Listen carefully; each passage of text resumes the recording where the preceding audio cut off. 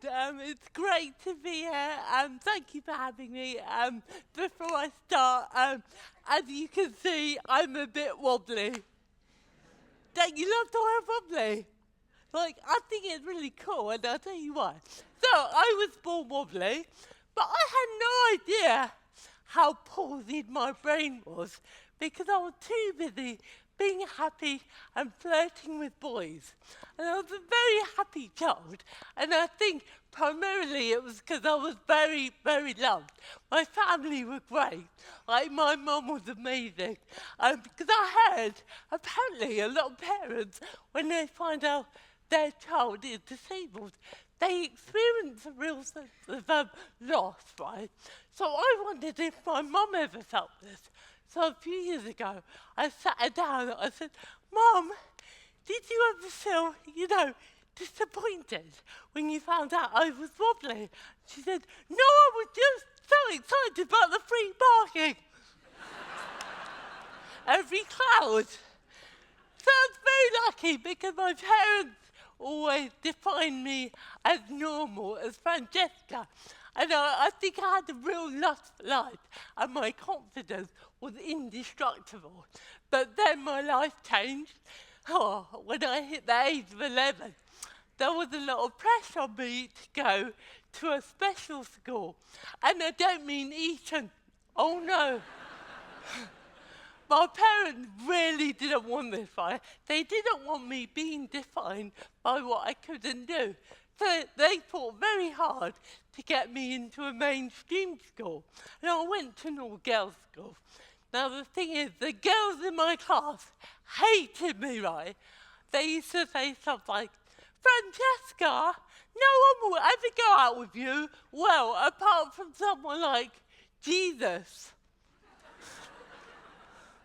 I'd be like, who would I prefer? Jesus, Son of God, or your boyfriend, Barry? Well, no one is really. But, I'm all cocky now, I joke about it, but it really did affect me. And what happened was I began to lose all my confidence, and I became a gibbering wreck. I began to define myself as others saw me.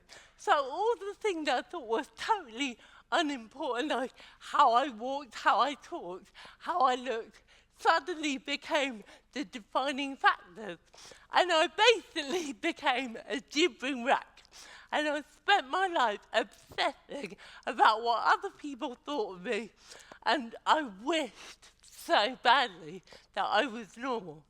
And I don't know what would have happened to me had something not come along and changed my life totally.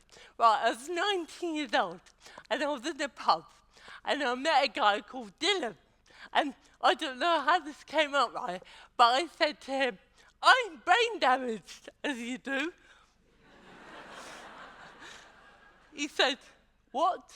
I said, I'm brain damaged. He said, what? I said, are you deaf? I'm brain damaged. He said, no, you're not. That's just a label other human beings have made up to define you. You are perfectly you. And I said, I bloody love you. But I wasn't quite convinced, so I said to him, I do things differently. He said, like what? I said, like walking. And he said, well, everybody walks differently. I said, okay, Mr. Brilliant Answer Man. I said, the world makes me feel abnormal. What do you say to that? He said, you are abnormal. Most people in the world live in dire poverty. You are lucky, so take your head out your ass and open your eyes. And I said, I want your baby now. Anyway, he turned out to be an asshole. That's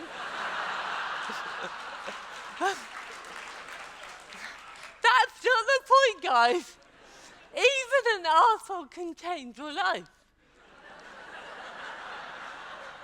And you know what? He totally changed my life in several ways. The first one was, I no longer felt abnormal or freakish or a mistake. I just felt like Francesca. And it's so liberating to realise that I had the power how to choose how to view myself. And I didn't even realise I had that power. But I had, and I'd given it away. And it was so amazing to finally take that back and to choose how to view myself. And I realised, you know what? No one is normal. I'm no more abnormal than anyone else is. Everyone's different, and that's what's normal. And I finally felt part of the human race instead of the other one else. And it absolutely transformed the way I felt about everything. And the second thing was that I apologised to my body for being so ungrateful and so negative. And I realised, you know, our bodies give us life, and we give them so much negativity. We should be thanking them every day. We should wake up and go, thank you for keeping me alive, you're brilliant. So it was incredible to finally focus on what I did have and not what I didn't have. And the other fundamental thing I learned was that my acute insecurities had nothing to do with being wobbly and everything to do with living in a world that can't handle difference. And it was really interesting because on this subject, I did a show a few years ago to a big group of doctors. And it was great because I got to patronise them, yes. And it went really well, right? But afterwards, this woman put her hand up. She said, look, it's my job to advise parents carrying disabled babies on whether or not to have an abortion. And I always feel that we should reduce the suffering in the world. What do you think?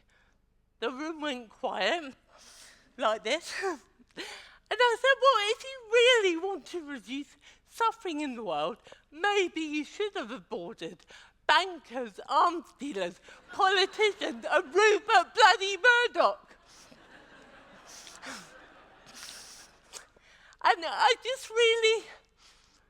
really felt then and there that suffering had nothing to do with how many fingers and toes you have or how well your body or mind works.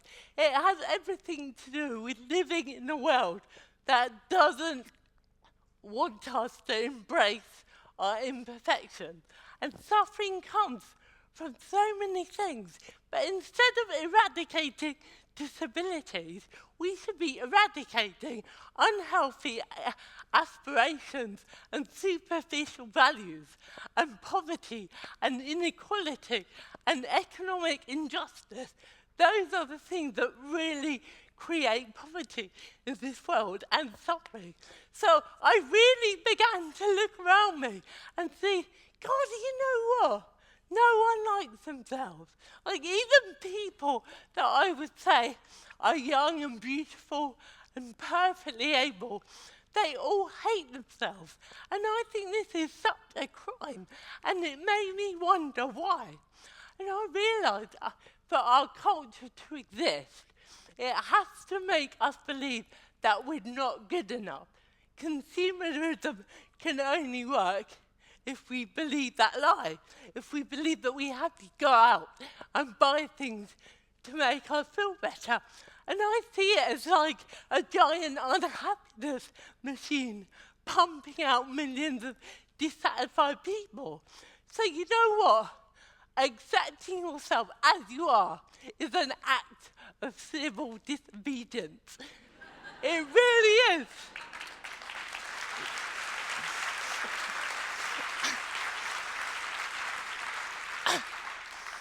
Because you know what? You're questioning the accepted norms and you're thinking for yourself. And every human right that we enjoy today has been won by people who focused outwards, not inwards, and who realised that broadening your perspective really was the key to achieving social and political change. You know, it's very hard to break the cycle of consumerism and then injustice when you're so busy worrying about bloody cellulite. So I just want to say, you know, by the way, I'm not a fan of positive psychology. That's not what I'm saying. I think there are loads of reasons for suffering, and I think if you don't have clean water, you can be positive and it won't matter. But what I'm saying is those of us who are lucky to enjoy human rights that we do should really focus on what we do have. We should appreciate how lucky we are. And you know what? I think life is such a beautiful gift. And what really upsets me is that this consumer culture tries to rob us from our innate joy of life. When in reality, you know, we're all on this rock whizzing round in space, and it took us 4.5 billion years to get here. We should bloody enjoy it. So stop worrying about trivialities, because all you're doing is buying into a lie. It's a consumer lie, and you don't have to buy into it. You should realize that we're all different. Our bodies are miraculous, and we should spend every moment on this earth realizing how amazing life is, and also how lucky we are. And we should spend our time not obsessing over trivialities, but obsessing over how we can make the world better for everyone. And finally, I'd just like to say, I want to start a wobbly revolution. This revolution, in my mind, would create a world that celebrates diversity and would create a world that really prioritizes well-being. And I really want every human being on this planet, regardless of economic background, gender, race, ability, to have an equal right to human happiness, because that's what human life should be about. Thank you.